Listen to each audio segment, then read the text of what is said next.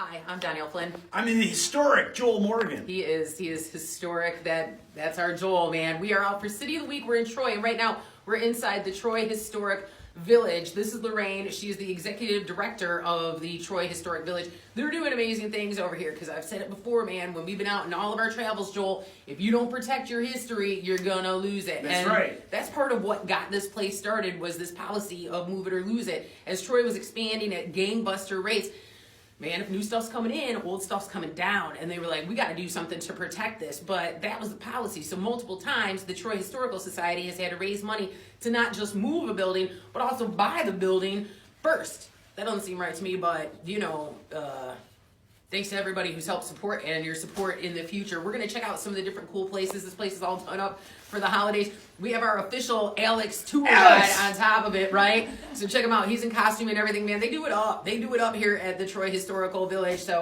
Lorraine, thank you for having us out. You're welcome. I know I just did not let you get a word in edgewise, but she does most of the talking when we're not shooting. Welcome to City of the Week.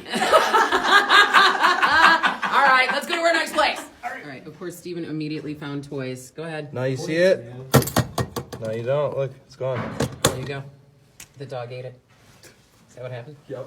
So we just got a tutorial on how to do a hand-dipped candle, just like they did back in the pioneer days. So Joel and I are working on making our own candles in between class groups because we don't want to make the kids wait. I mean, I don't care, but Joel's way nicer to children than I am, so. I burn my candle at both ends. It will not last the night. But oh, my foes and oh, my friends, it gives such a lovely light. Edna St. Vincent de Millay. It is just amazing what is in Joel's brain. Or what's left in Joel's brain.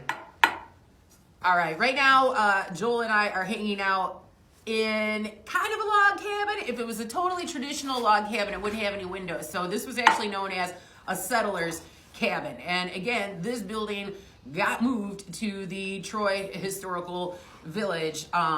We're partaking of some traditional fare from that. Look at that, they even lit up a candle for us. It's super fancy.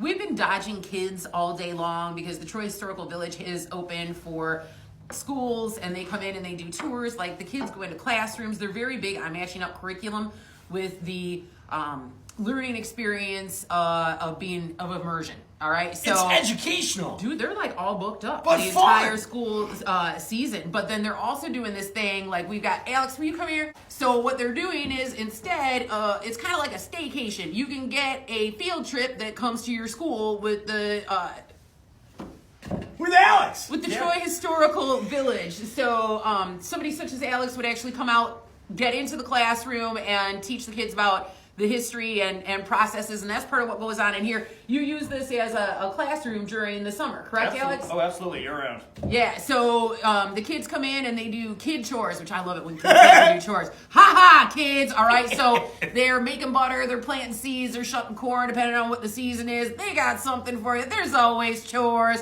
Another thing I love about this place, kids doing chores. It's good for them. Can't remember my lines.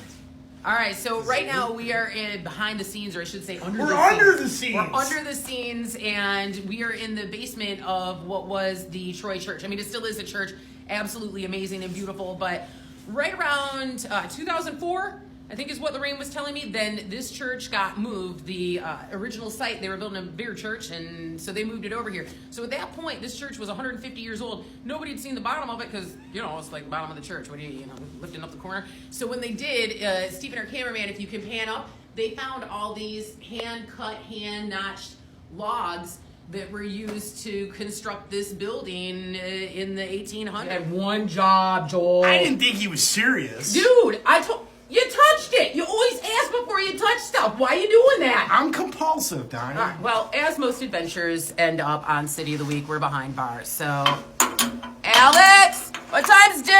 Yeah, hey, what time's dinner, Alex? Hey, keep it down in there. Oh,